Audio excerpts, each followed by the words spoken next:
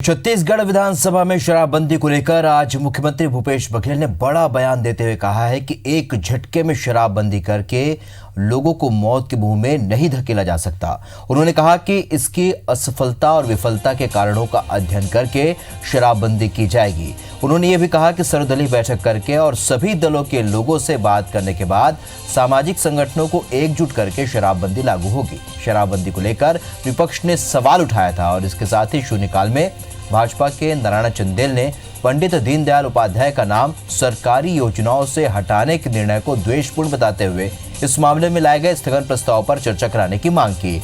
श्री रतन शर्मा ने भी राज्य सरकार पर राजनीतिक द्वेषवश काम करने का आरोप लगाया। वहीं नेता प्रतिपक्ष धर्मलाल कौशिक ने बिल्हा क्षेत्र में विकास कार्य के स्वीकृत योजना का काम रोके जाने और राशि वापस बुलाने का मामला उठाया, जिसका जवाब पंचायत मंत्री टी.एस. सिंहदेव और रविंद्र चौबे ने दिए। और इसके अलावा कांग्रेस के मोहन मरकाम ने उच्च शिक्षा मंत्री उमेश पटेल से पूछा कि कोंडा गांव में मल्टीपर्पज इंडोर हॉल, जिला स्टेडियम और स्विमिंग पूल निर्माण कार्य की लागत को लेकर सवाल पूछे। वहीं कांग्रेस के चंद्रदेव प्रसाद ने बिलाईगढ़ क्षेत्र में स्वच्छ भारत मिशन के तहत शौचालय निर्माण की जानकारी मांगी, जिसका जवाब देते हुए मंत्री टी.एस. सिंहदेव ने बताया कि बिलाईगढ़ क्षेत्र में 65,791 शौचालय बनाए गए हैं। हमारे घोषणा पत्र में पूर्ण शराबबंदी है, सूची 5 जहां लागू है उसको छोड़कर, इसमें कोई शक नहीं है। और हम इस मामले में बहुत गंभीर हैं। हम शराबबंदी करेंगे, लेकिन उस तरह नहीं जैसे नोटबंदी कर दिया गया।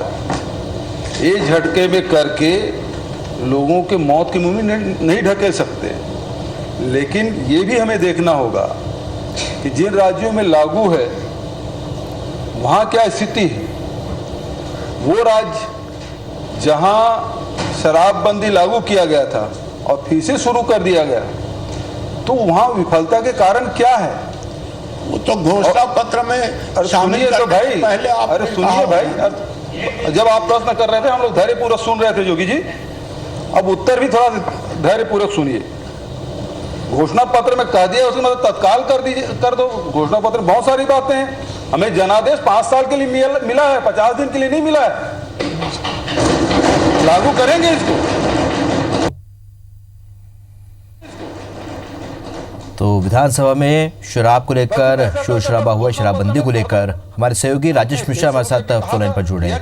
राजेश, जिस तरीके से आज ये एजेंडा आना था शराबबंदी को लेकर, यहाँ पर जांच दल के संदर्भ में विपक्ष पूछने जा रहा था, रिपोर्ट मांग रहा था, और आज भूपेश बघेल का भी बयान आ गया। शराबबंदी एकदम से नहीं की जा सकती, अराजकता आ सकती है। और एक दूसरा अहम जो विषय ये था कि तमाम जो योजनाएं उनके नाम बदले जा रहे हैं। इन दो विषय को लेकर काफी चर्चा हुई है। और क्या कुछ कार्रवाई में हुआ है? फिलहाल विपक्ष क्या चाहती है? देखिए, अगर बात करें तो आज प्रश्नकाल में बड़ा मामला ये था कि अजय चंद्राकर ने पूछा था कि शराबबंदी को लेकर जो कमेटी गठित की गई उसके रिपोर्ट का क्या हुआ। तो इस पूरे मामले को लेकर पूरे विपक्ष ने, जनता कांग्रेस और भारतीय जनता पार्टी ने सरकार को इस मामले में घेरने की कोशिश की थी। उनका कहना था कि जिस तरह से घोषणा पत्र में शराबबंदी की बात कही गई थी वैसा होता दिखाई नहीं दे रहा है। तो इस मामले में जो जनता कांग्रेस के जो सुप्रीमो अजीत जोगी, उन्होंने भी कमेंट्स किया कि जब घोषणा पत्र में शराबबंदी की बात कही गई थी तो उस पर उसकी पूरी तैयारी की गई थी, उसके लिए भी कमेटी बनाई गई थी, तो आखिर शराबबंदी करने में इतना समय क्यों लग रहा है।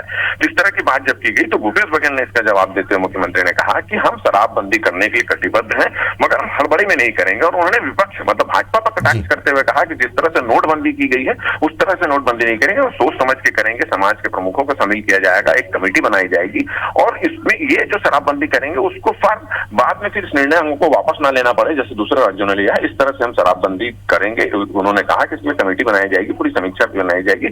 उन्होंने ये बात जरूर दोहराई कि हम शराबबंदी जरूर करेंगे। साथ ही साथ उन्होंने एक और विधानसभा में एक चीज देखने को मिली कि जब वो मुख्यमंत्री बोल रहे थे, अपना बयान दे रहे थे, इस बार अजीत जोगी ने उनको टोकने की कोशिश की, तो उन्हें बिल्कुल ये कहकर शांत करा दिया कि जब मैं आपकी बात को ध्यान से सुना हूं तो आप भी उनकी बात को ध्यान से सुने। तो इस तरह के आज यहाँ पे माहौल देखने को मिला।